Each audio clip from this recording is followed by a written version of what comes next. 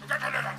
Hey guys, Anthony Fantano here, the internet's busiest music nerd, doing an album review, MGMT's Congratulations. MGMT is a neo-psychedelia band from New York with roots in Connecticut, and this is their new LP, which is the follow-up to 2007's Oracular Spectacular, and let me tell you, Congratulations is a pretty big wave goodbye to the days of Kids, Electric Feel, and Time to Pretend. Yes, this LP, a lot different.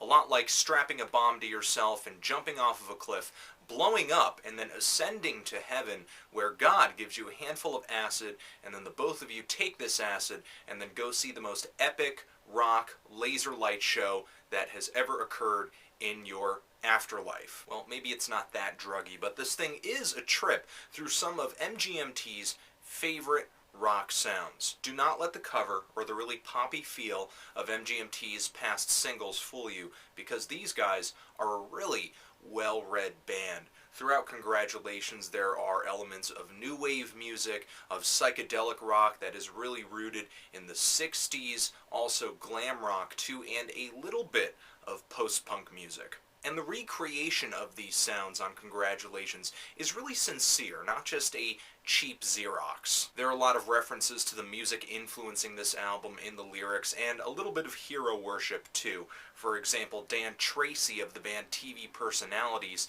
a very underrated post-punk band, gets a tip of the hat on the second track of this LP. And the song Brian Eno, which I thought was going to be my least favorite song looking at the track title, ended up being one of my favorite songs on this album, just because it acknowledges just how talented and how far ahead and how perceptive he is, and how difficult, I guess, it could be for an artist who's trying to sort of walk in his footsteps or be creative or experimental themselves. It's kind of hard to try to pioneer new ground when Brian Eno has already done so much. If there's one thing, one tiny little itsy bitsy thing that I dig about this record, it's that MGMT knows how to have fun writing a serious album.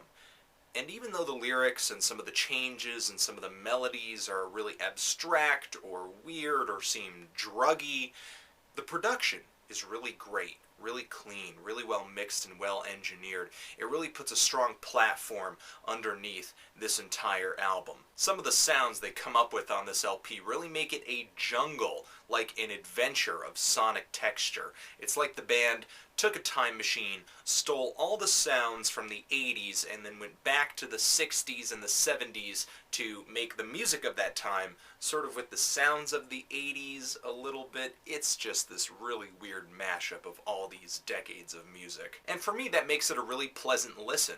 But the thing is, I wouldn't say this is an immediate album.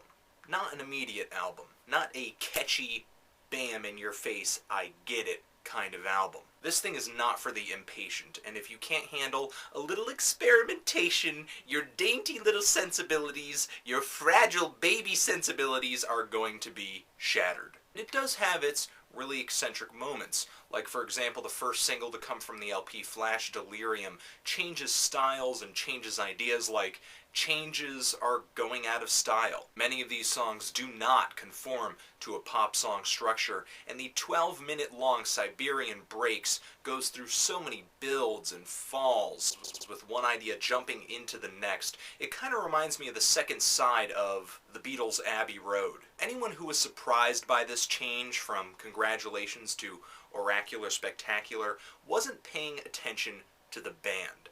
Now, did anyone happen to catch in 2008 when they came out with the single or EP Metanoia? This thing is a 13-minute, long-winded psych rock journey, and kind of a preview of the sounds that they're going through on this LP. Because of this LP's lack of a radio single, I think it's going to turn some people off, obviously.